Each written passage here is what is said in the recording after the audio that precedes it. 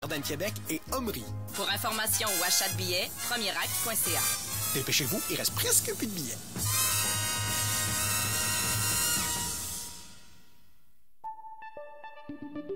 La boîte à pain, digne partenaire de CKRL, vous présente l'émission Les Matins éphémères.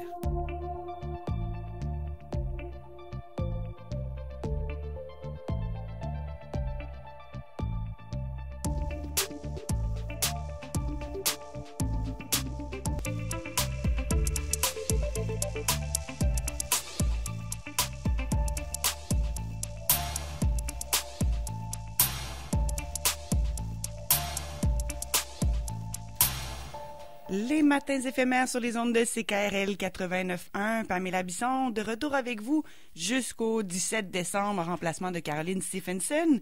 Donc avec vous ce matin jusqu'à 9h et on débute la semaine avec notre chroniqueur Georges Goma. Déjà, bon matin Georges. Bon matin Pamela. Cette semaine, j'étais absente en remplacement. C'était Robert Boisclair la semaine dernière. Il y a eu Maxence aussi mercredi. Moi, j'étais à Terrebonne et c'est drôle parce qu'il y a une école primaire là-bas qui s'appelle Léopold quelque chose, mais toute la semaine, j'ai dit Léopold Sangor. Prémonitoire, c'était prémonitoire. Exactement. Et là, hier soir, tu m'apprends qu'on va parler de ce pays que moi, j'ai eu la chance de visiter en 2008. Absolument. Le Sénégal. Alors, le Sénégal. Je suis bien heureuse. Bien sûr que oui. Pendant quatre chroniques, on va plancher sur le Sénégal. Alors, bien, ça me rend tout heureuse de pouvoir parler de ce pays où la teranga, franchement, j'en ai visité plusieurs pays dans ma vie et la teranga est particulière. Mais la teranga est particulière, le Sénégal est tout à fait un pays particulier, c'est cela. Ouais.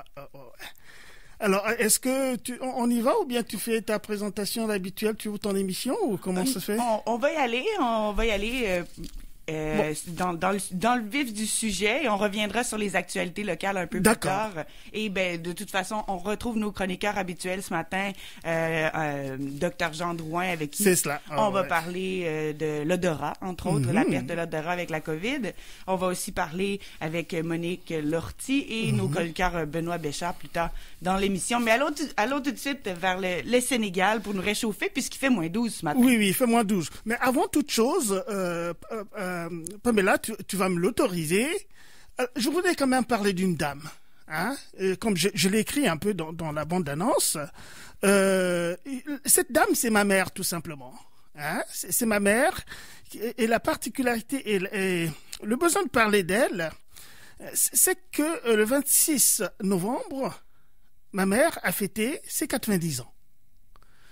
Alors, 90 ans, pour une Africaine, ce n'est pas quelque chose d'anodin comme ça. Parce que, vois-tu, l'espérance de vie en Afrique subsaharienne, je vais dire, ne dépasse généralement pas 60 ans. Voyez ? Donc c'est très bas. Et cela s'explique évidemment que quand on calcule l'espérance de vie, ça s'explique par les conditions d'existence, les conditions de vie et en Afrique qui sont pas les mêmes conditions de vie qu'ici en Occident. Alors, 90 ans, c'est donc quelque chose pour une Africaine ou pour un Africain qui est remarquable. Alors, ma mère a aussi la particularité d'avoir élevé quand même 10 enfants.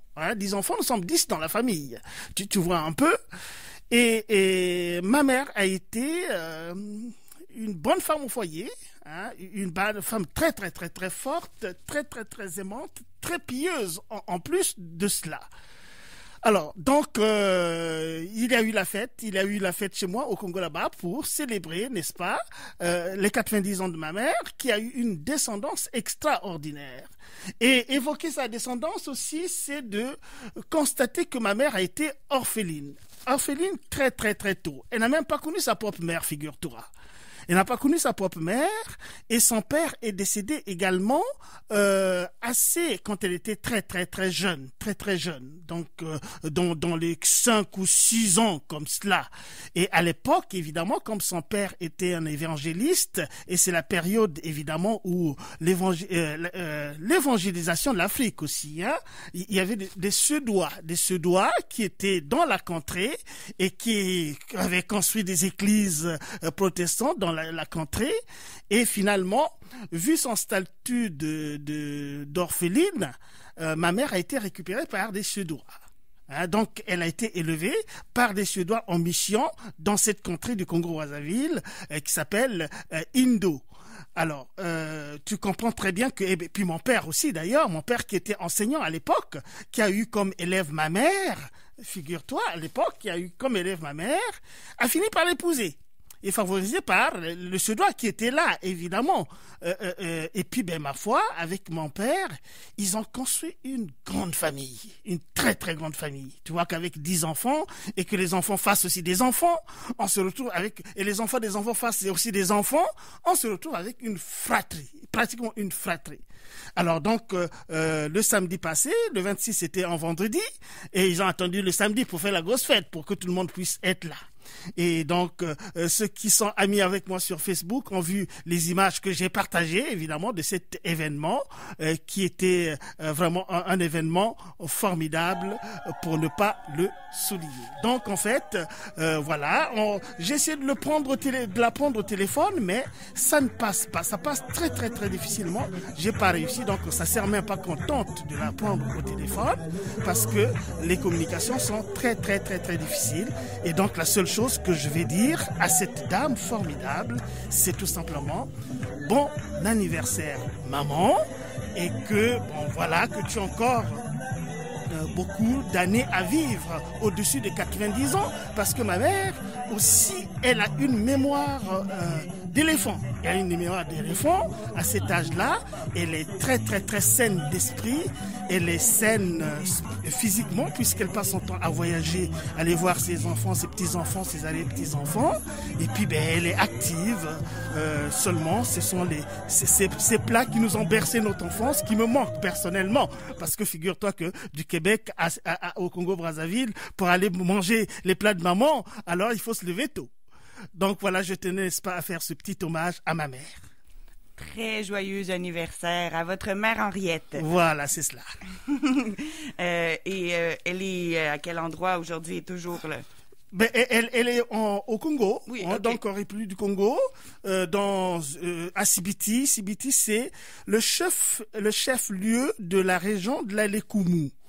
Et dans Sibiti, évidemment, il y a mon village qui s'appelle Mapangoyi Prosper, un village qui a un prénom, figure-toi, parce que dans l'intention de mon père et ses 3 amis qui sont des enseignants de cette époque, donc ils ont fait leurs études dans les années 30 par là, c'était les premiers instructeurs autochtones, n'est-ce pas, de cette époque. Après donc les colons, c'est eux qui étaient des jeunes enseignants, qui ont créé un village, qu'ils ont donné ce nom-là, Mapangoyi Prosper. Mais dans le Prosper là, ce qu'ils prévoyaient, c'était un peu que dans ce village, les enfants qui devaient avoir puissent contribuer à la prospérisation de ce village-là.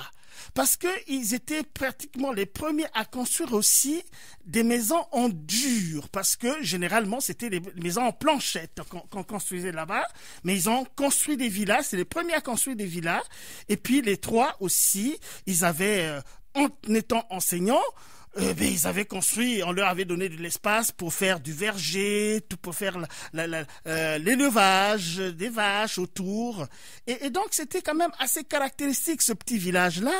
Et puis, pour tout dire, aussi, Mapangoyi, là, c'était un peu un cristallisé de leur itinéraire. Ils étaient nés dans un village qu'on appelait Mapati, donc le Mapa. Ngombaya, ils ont émigré là. Et Indo, c'est la mission protestante, là où ils sont venus faire des études. Et puis donc, ils ont composé Mapangoyi, et puis qui est devenu vraiment un petit village sympa, qui est cher à mon cœur et qui me manque beaucoup. Donc voilà à peu près la petite historique un peu de ce petit village-là. Et ma mère Yitron, elle est pratiquement la seule de ces 3 messieurs qui avaient construit le village. Chacun avait sa femme.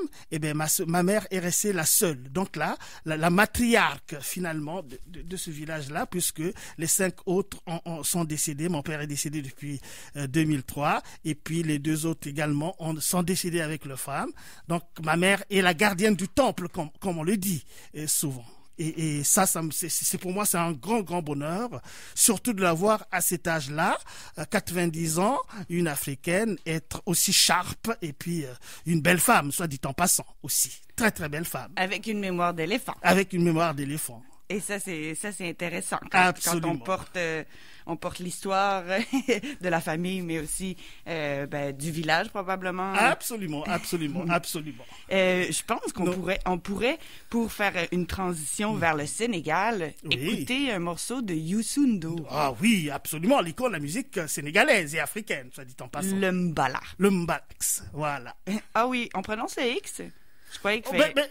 oui, mais certains prononcent. Mais moi, j'ai toujours prononcé. OK. Mais d'autres ne le prononcent certainement pas. Bon, en tout cas, la réalité, c'est celle-là, le Mbala. Alors, on écoute Gagantico.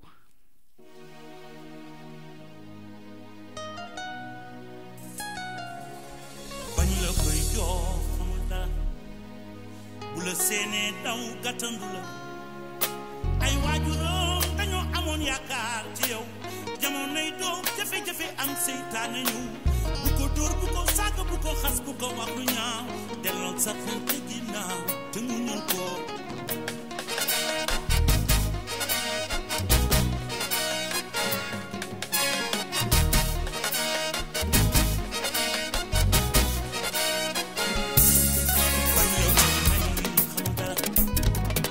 bu la seenee daw laxasu ay waajuroom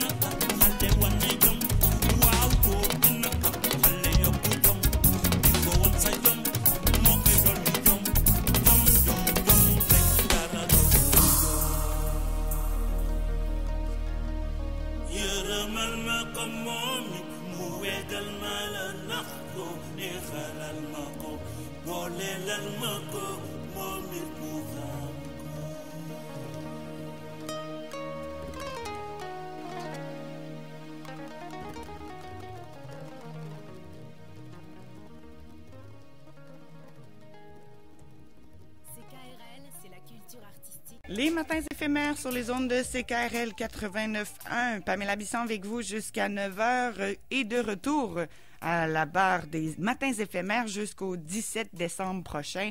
Caroline Stephenson étant toujours en tournée en terre européenne. Et nous, on se transporte en Afrique vers le Sénégal avec notre chroniqueur Georges Goma ce matin qui, après avoir rendu un bel hommage senti à sa maman plus tôt, on va maintenant parler de la Teranga et de ce pays qui sait si bien accueillir ses visiteurs. Absolument.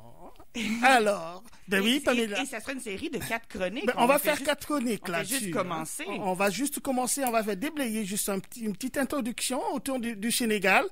Eh ben, le Sénégal, en fait, c'est l'un des très grands États d'Afrique subsaharienne d'abord, donc d'Afrique noire, et aussi un gros morceau en Afrique de l'Ouest.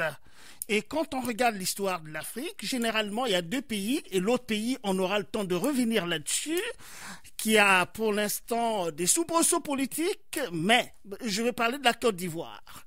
Donc, en Afrique de l'Ouest, il y avait le Sénégal et la Côte d'Ivoire, qui étaient des États phares, surtout quand on pense à la colonisation française, les anciens États sous la colonisation française. Mais comme on va le voir aussi dans les émissions, les chroniques qui vont arriver, le Sénégal a également une très belle préhistoire, une très belle aussi au Moyen-Âge également, avec l'histoire, n'est-ce pas, des royaumes ici à CKRL, de par le passé.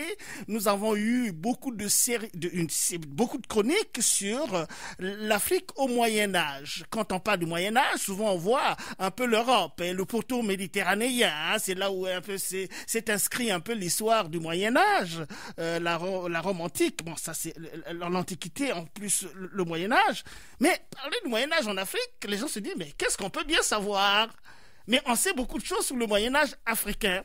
Bien sûr, l'Afrique, s'il n'avait pas une tradition de l'écriture, mais l'Afrique avait une tradition orale, bien évidemment. Mais à côté de l'Afrique, il y avait une autre peuplade qui avait une tradition d'écrit bien établie. C'était les peuples arabes. Les peuples arabes qui faisaient en fait le milieu, qui était s'intercalaient entre le pourtour méditerranéen, donc l'Europe, et puis l'Afrique noire derrière, et au milieu, il y a tout le Maghreb, tout le monde arabe. Et ce sont les Arabes qui commerçaient, n'est-ce pas, avec les Africains, puisque c'était les voisins immédiats. Et quand on voit les écrits de Ibn Khaldoun, par exemple, et beaucoup d'autres, qui ont vécu au 10e, 11e siècle là-bas, mais ils parlent de ces rapports avec l'Afrique et ils décrivent l'Afrique, en fait, ces grands royaumes, ces grands empires d'autrefois.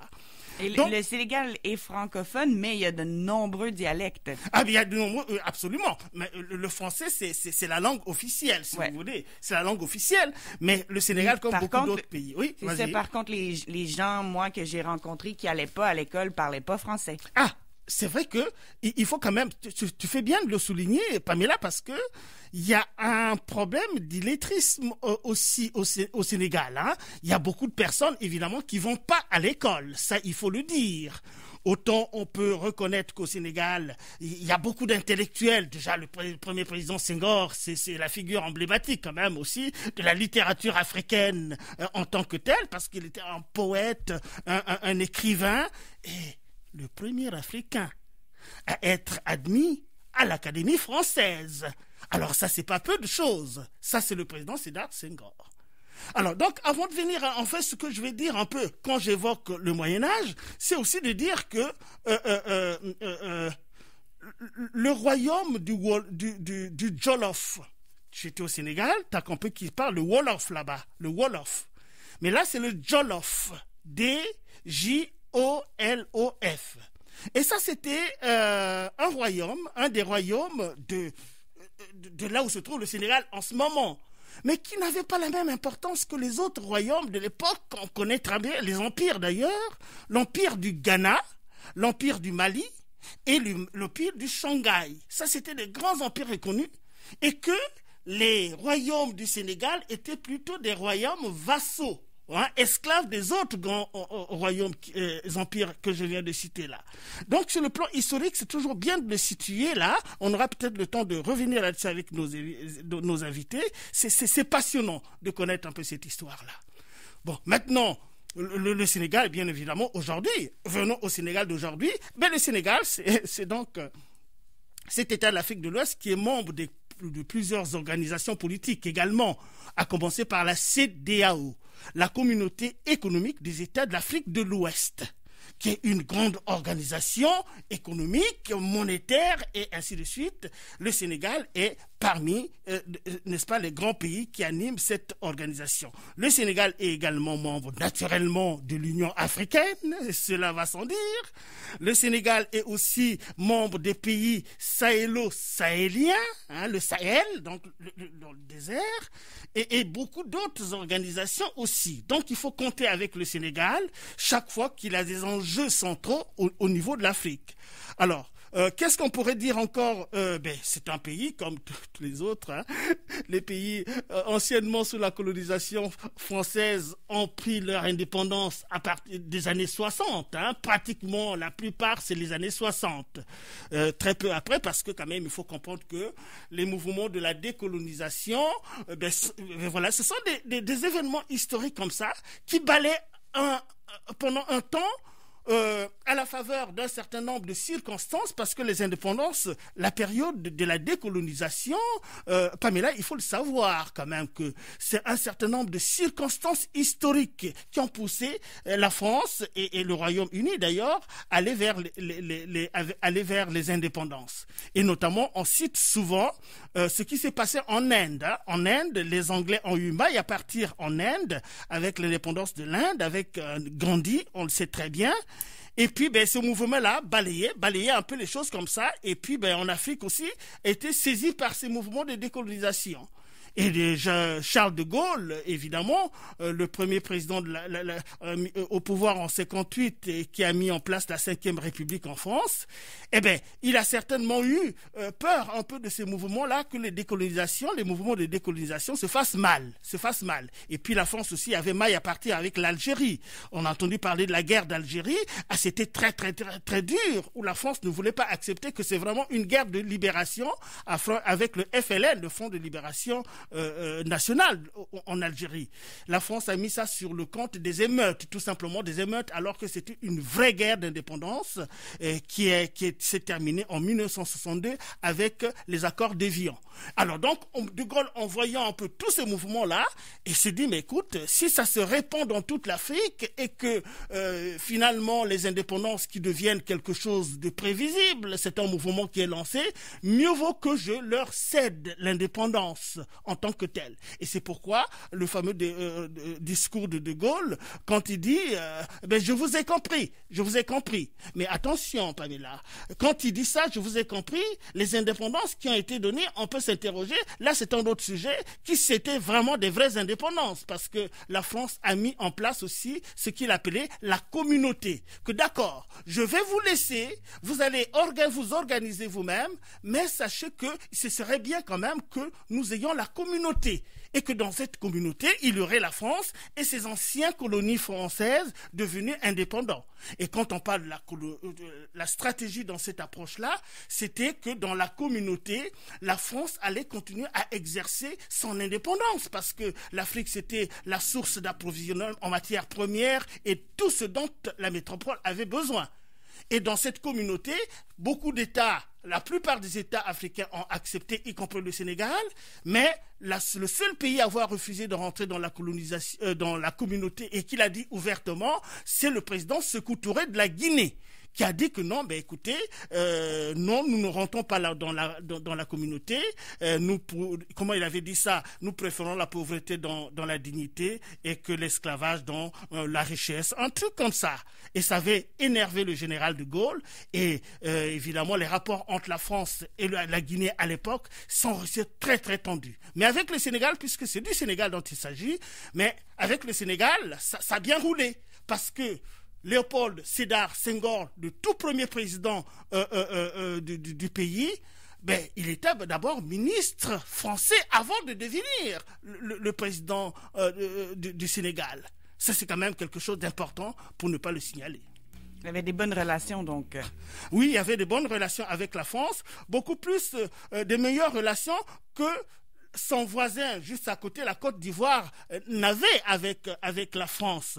Parce que, évidemment, le président Félix Houphouët-Boigny de la Côte d'Ivoire, donc la même période où ça bouillonnait, au Sénégal, il y avait Senghor, et en Côte d'Ivoire, il y avait Houphouët-Boigny, Houphouët-Boigny était un peu fâché aussi avec la France, qui voulait un peu beaucoup plus d'autonomie par rapport à la France. Mais il y a eu, n'est-ce pas, des conciliabules qu'il y a eu, qui ont fait que, finalement, Houphouët-Boigny puisse rentrer dans les rangs, mais c'est en rentrant dans les rangs, Félix Houphouët-Boigny de la Côte d'Ivoire a été parmi les présidents africains les mieux respectés par la France.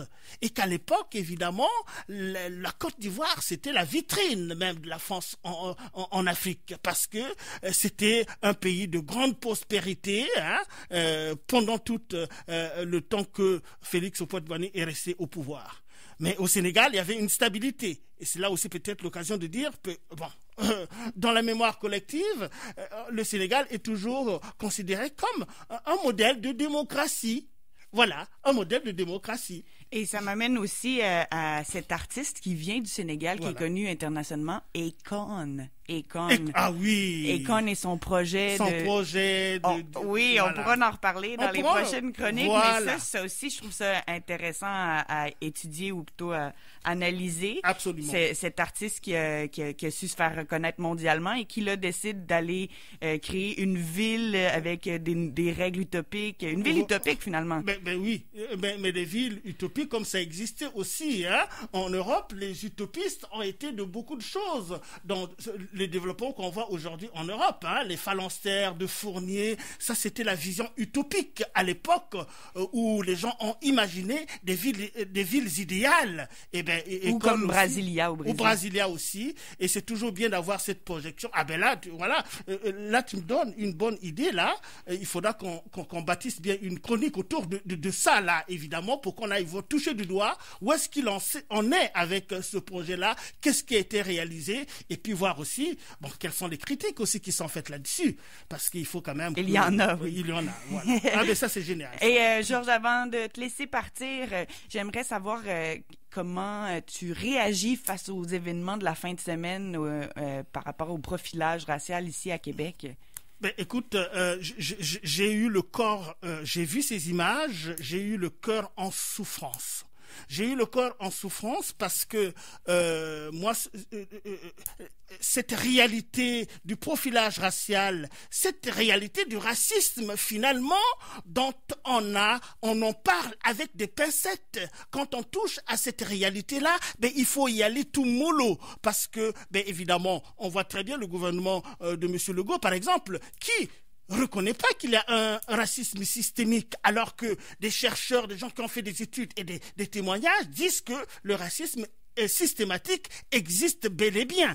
Et si on ne s'attaque pas avec franchise à ces phénomènes-là, ça restera toujours des thématiques de l'histoire ou des thématiques que l'on parle à des conférences, à des congrès, à des réflexions, sans s'attaquer à la réalité. Alors, ce qu'on a vu dernièrement, c'est effroyable. Il faut le dire avec beaucoup de force. Et moi qui te parle en ce moment, Pamela, j'ai enseigné à Garneau, là. Les gens qui nous écoutent, mes collègues de Garneau, ils savaient très bien que nous organisions chaque février le mois de l'histoire des Noirs. Ça arrive très très bientôt. Et à une époque, nous avons eu à inviter le directeur, je ne sais pas si c'est le directeur qu'on appelle, le chef de la police de Québec. Et parmi les questions qui lui ont été posées, c'est de savoir, mais on ne comprend pas comment se fait-il que dans la police à Québec, on ne voit, il n'y a pas de la diversité là-dedans. Donc, je me rappelle plus de la réponse qu'il avait donnée, mais ça paraît clair et net que non, écoutez, il y a une volonté manifeste, évidemment, que ce corps de métier soit typé, tout simplement, n'ait que des personnes de race blanche là-dedans. Mais je pense que c'est une erreur. C'est une erreur que l'on fait. On va pas nous dire qu'il n'y a pas des personnes originaires des minorités culturelles qui formulent leur demande à rentrer dans ces corps de police, puisqu'ils ont la citoyenneté en tant que telle, et ils veulent marquer cette citoyenneté en intégrant tous les organes, n'est-ce pas, de la vie ici. Donc, je pense que c'est un problème qu'il faudra adresser avec beaucoup de courage et de lucidité, parce que le Québec ne peut pas continuer à être derrière, alors que dans les autres pays, on a vu aux États-Unis quand même aussi, de plus en plus, il y a des personnes de race, de couleur de peau noire qui rentrent dans ces organisations, et puis aussi, il y a des voix qui sont élevées pour réduire quand même ne pas trop financer la police, parce que finalement on se dit, mais le financement de la police là, bien sûr ils ont besoin de l'argent, pour fonctionner, et nous encourageons que notre police soit forte, mais il faut que la police soit aussi culturellement compétente et bienveillante, parce que ce qu'on a vu, Pamela, mais c'est pas de la bienveillance. C'est pas de la bienveillance. En plus, il s'agissait quand même des jeunes adolescents. C'est quand même des jeunes. La façon dont ils ont traîné les jeunes, là, ça n'est pas normal. On peut pas. Personne ne peut rester insensible face à ce geste-là. Un power trip, comme vous dites, effroyable. Mais c'est effroyable. C'est pas normal. Il faudra quand même que dans son fonctionnement, que la police puisse faire l'effort, n'est-ce pas, de ne pas s'illustrer quand même dans des comportements qui sont pas comment je peux dire ça, qui sont pas corrects. Et comme cette fois-ci, ça a été filmé, je pense que ça s'est propagé de manière assez virale. Alors, je pense que ça peut être une pierre angulaire au changement. J'espère. Oui, mais j'espère moi aussi, parce que c'est pas la première fois qu'on filme ce genre de choses aussi, Bon, écoute. Mais la scène dans la neige, c'est encore plus. Alors, la tête dans la neige, avec des coups donnés à. Attendez, vous êtes combien? 3 ou 4 policiers autour, vous avez maîtrisé un jeune garçon, et vous continuez à lui donner des coups. J'ai vu une dame qui a intervenu en disant que non, de toute façon, on peut pas évoquer un problème de racisme parce que la personne qui a fait ça était une personne autochtone. Mais on peut pas dire des choses comme ça. En fait, on aggrave la situation plutôt que d'essayer d'alléger la situation en faisant amende honorable, en disant clairement que non, mais écoutez, ce qu'on a observé là, c'est du racisme par excellence. Il faut dire les mots et les choses telles que ça se présente. Si on ne dit pas la vérité, mais comment voulez-vous qu'on puisse régler le problème? On ne peut pas régler le problème. Écoute, j'ai mal à la tête, je n'ai pas la fièvre.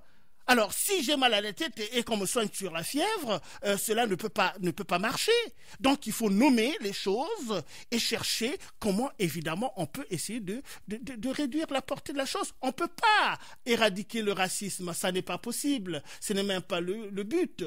Mais quand même, pour les organes régaliens comme la police, on s'attendrait quand même qu'on fasse l'effort de pouvoir traiter un peu tout le monde de la même façon. Et aussi, éviter ce type de violence qui ne servent absolument rien. Comment un groupe de 4 ou 5 policiers s'acharner sur un jeune garçon, maîtriser le visage au sol, en lui donnant en même temps des coups. Mais ça sert à quoi les coups que l'on donne avec une personne que vous avez maîtrisée, un petit garçon? Mais vous le maîtrisez, s'il a fait une chose répréhensible, emmenez-la tranquillement, mettez-lui des menottes, mettez-le dans vos véhicules et emmenez-la au poste, et pour voir un peu le niveau de la criminalité dont le jeune a été responsable. Mais quand vous êtes nombreux, vous ne pouvez pas donner des coups comme ça. Et puis, vous savez que vous êtes filmé, parce que la jeune dame qui filmait était là. Au moins, par rapport à cela, les gens pouvaient se retenir, se dire que non, on est filmé, ce n'est pas... Mais on a continué à faire son travail de boucherie, on a continué à faire ce travail, et je pense que ça n'est pas glorieux. Ce n'est pas glorieux. Effectivement, et j'imagine qu'il y a un certain code déontologique aussi dans la police à respecter, et clairement, dans cette situation-là, ça n'a pas été respecté du tout. Ben non. Et je suis contente qu'on ait pris le temps d'en parler ensemble ce matin, parce que ça a marqué la fin de semaine, mettons. Oui, c'était pas prévu, comme tu vois très bien. On a parlé un peu avec notre cœur, comme ça. Donc, c'est bien qu'on ait parlé, et j'en suis content, moi également, et que nous demandons instamment à notre police, que nous aimons beaucoup du reste, que nous aimons beaucoup, et qu'on aimerait que ce corps de métier qui nous permette le bon sommeil, pendant que nous dormons, la police est à pied d'œuvre, quand même, pour protéger notre existence. Mais sur des cas comme ça, là, quand même, quand ça arrive comme ça, il faut vraiment le dire, le dénoncer avec beaucoup de force, en demandant aux responsables de la police, quand même, de pouvoir bien tenir un peu les personnes qu'ils envoient, n'est-ce pas, en mission, comme ça. Merci beaucoup, Georges Goma. Un bon début de semaine. On se retrouve dans 2 semaines pour parler du Sénégal. Avec un invité cette fois-ci. Voilà. Génial. Bonne journée. Bonne journée, Pamela, et merci. Bonne continuation sur les matins éphémères. Oui, on va poursuivre avec une chanson de Medzo Diatta, un Sénégalais que j'ai connu lors de mon voyage. Et on va retrouver dans quelques instants Dr Jean Drouin pour parler de l'odorat quand on a la COVID.